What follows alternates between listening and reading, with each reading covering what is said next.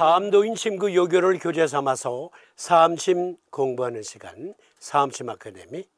목요일 콘텐츠는 삼도인 침구 요결에 들어있는 삼사부님의 생생한 임상 경험례들, 그 임상 경험례들을 통해서 삼침법을 입체적으로 공부하는 시간.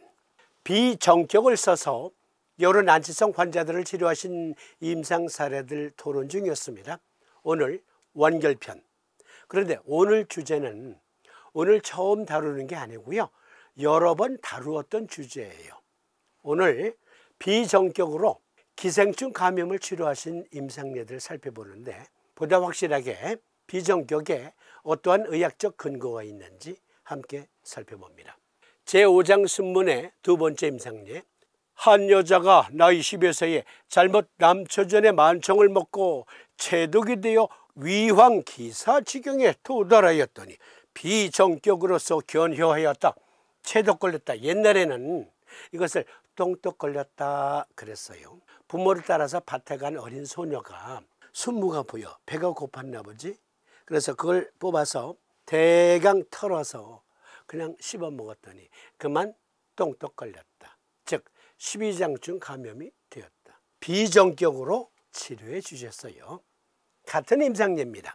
제18장 조잡애기문의 두 번째 임상례. 한 부인이 체독에 걸린 지 근 10여 년에 몸이 빼빼 마르고 위황한지라 비정격을 썼더니 신효하더라.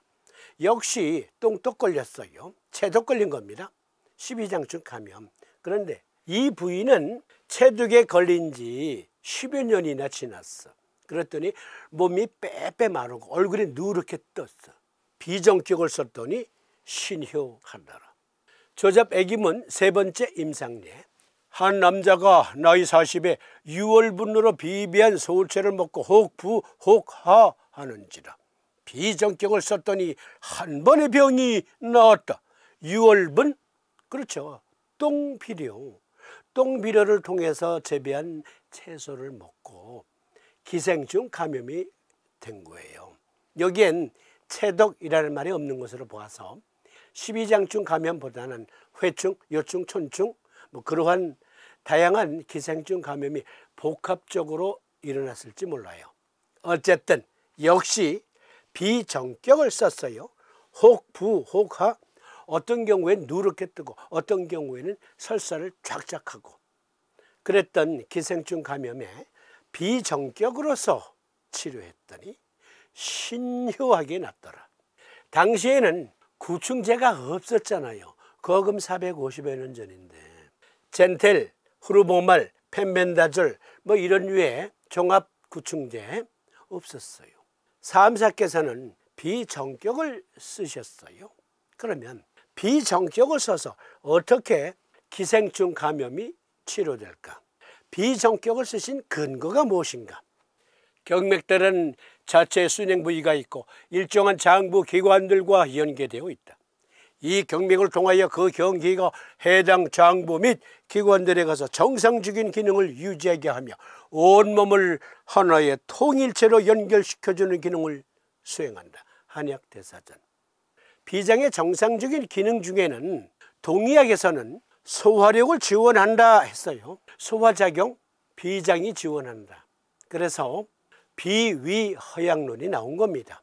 이것은 오늘날 서의학적으로도 입증이 됐어요. 그런데 동의학에서 보지 못했던 것, only one, 삼두이만 깨달으셨던 것. 비장은 면역작용이 있어요. 특히 이 임상례에서는 기생충 면역작용이 있음을 아셨어요. 그리고 조혈작용이 있어요. 여러분, 피는 골수에서 만들어요.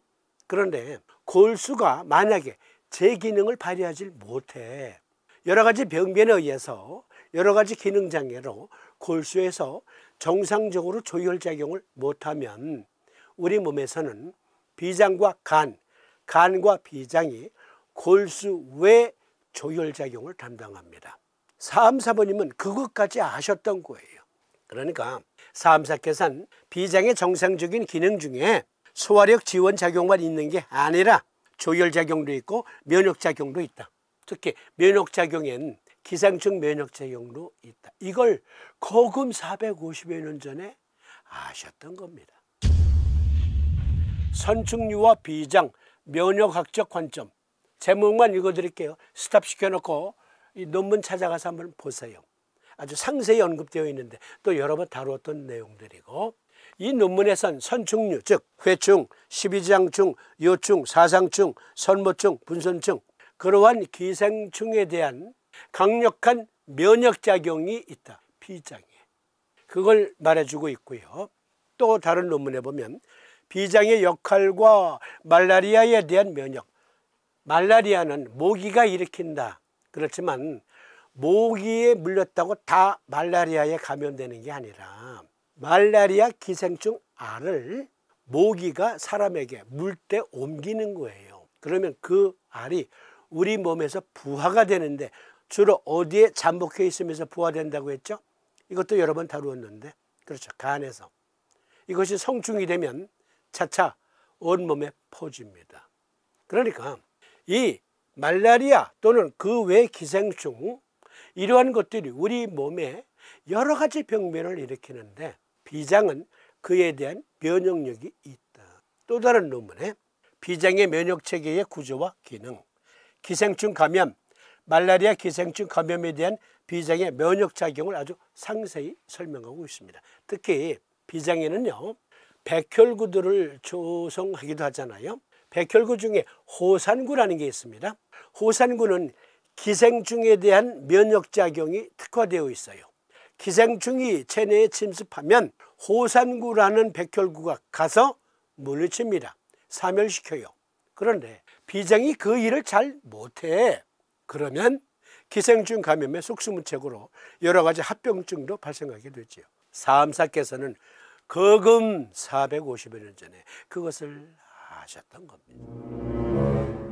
만약에 당시에도 구충제가 있었다면, 그런데 백성들이 너무너무 가난하니까 구충제 사 먹을 돈도 없어. 사암사께서는 구충제가 있었다면 무료로 나눠주시면서 사암침은 사암침대로 적용하셨을 겁니다. 그런데 오늘날에는 종합구충제가 또 값도 싸. 구충제 한 알, 두 알 먹으면 끝나는데, 그렇지만 여전히 오늘날에도 기생충 감염엔 비정격이 유효합니다. 미국 국립보건원의학 논문 데이터베이스에서 회충, 십이장충 감염으로 인한 위장관 출혈, 그리고 기생충 감염으로 인한 빈혈, 기생충 감염으로 위장관에 다량의 출혈이 발생할 수 있어요. 그로 인해서 악성 빈혈이 생길 수 있죠. 기생충 감염으로 빈혈이 발생할 수 있는데 비장은 조혈작용이 있다. 그러니까 비장에서 기생충 면역력도 제대로 발휘하지 못하고 또 조혈작용도 지원하지 못해. 그러면 삼사의 임상례처럼 빼빼 마르고 얼굴이 누렇게 뜨고 그러겠죠. 오늘날에도 여전히 비정격은 유효하다. 기생충 감염에 구충제 드세요. 그것이 제1요법이에요. 그리고 겸해서 사암침도 적용하면 빈혈 예방에도 도움이 되고 면역력은 증폭되니까 어떤 사람은 똑같은 환경에서 기생충 감염에 유난히 취약한 사람이 있어요.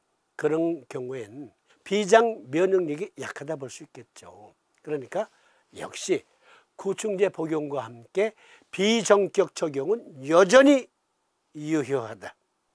그러면 다음 시간에는 비승격증 임상경험례 함께 살펴보도록 하겠습니다. 시청해 주심에 감사드립니다. 고맙습니다.